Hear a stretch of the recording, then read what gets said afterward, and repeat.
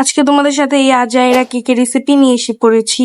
এখানে আমি একটা কেক নিচ্ছি, আর এই একটা ছোট্ট বাটি, আর এখানে আমি গরম পানি বসাই দিছি আমার এতটুকু হলো চকলেট মেল্ট করার জন্য। আগের বার বানিয়েছিলাম চকলেট মানে ডার্ক চকলেট দিয়ে, এখন বানাচ্ছি এই হোয়াইট চকলেট দিয়ে, কারণ আমার ডার্ক চকলেট শেষ।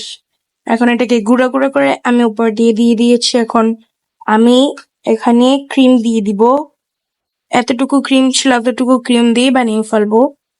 এখানে এভাবে দিয়ে তারপর উপর দিয়ে আমি চকলেট দিয়ে দিচ্ছি।